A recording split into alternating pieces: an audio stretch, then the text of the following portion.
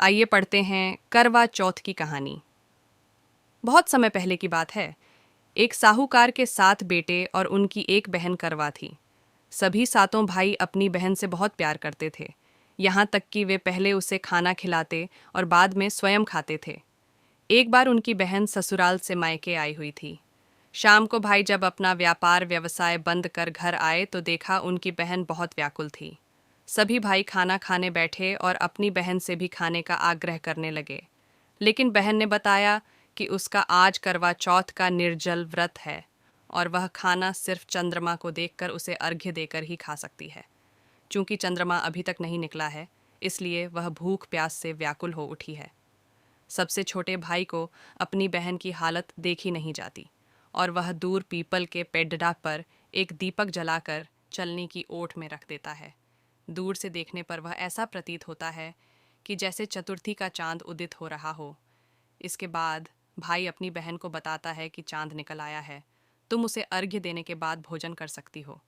बहन खुशी के मारे सीढ़ियों पर चढ़कर चांद को देखती है, उसे अर्घ्य देकर खाना खाने बैठ जाती है। वह पहला टुकड़ा मुंह में डालती है तो उसे छींक आ जाती है। दूसरा टुकड़ा डालती है तो उसमें बाल निकल आता है और जैसे ही तीसरा टुकड़ा मुंह में डालने की कोशिश करती है तो उसके पति की मृत्यु का समाचार उसे मिलता है। वह बौखला जाती है।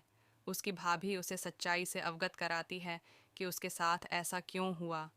करवा चौथ का व्रत गलत तरीके से टूटने के कारण देवता उससे नाराज हो गए हैं और उन्होंने ऐसा किया है। सच्चाई जानने के बाद करवा निश्चय करती है कि वह अपने पति का अंतिम संस्कार नहीं होने देगी और अपने सतीत्व से उन्हें पुनर्जीवन दिलाकर रहेगी।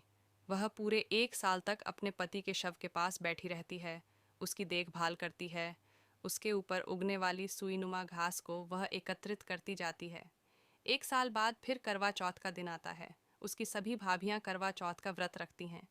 जब भाभियां उससे आशीर्वाद लेने आती हैं तो वह प्रत्येक भाभी से यम सुई ले लो, पी सुई दे दो, मुझे भी अपनी जैसी सुहागिन बना दो, मैं ऐसा आग्रह करती है।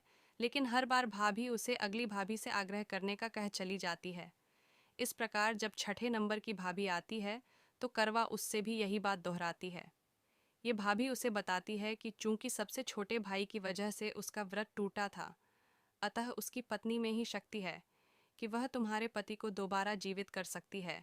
इसलिए जब वह आए तो तुम उसे पकड़ डियाच लेना और जब तक वह तुम्हारे पति को जिंदा न कर दे उसे नहीं छोड़ ढना। ऐसा कहकर वह चली जाती है।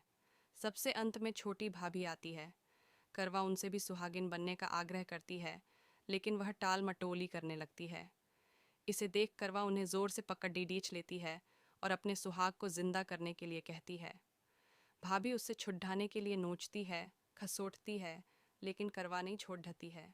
अंत में उसकी तपस्या को देख भाभी पसीज जाती है और अपनी छोटी अंगुली को चीरकर उसमें से अमृत उसके पति के मुंह में डाल देती है।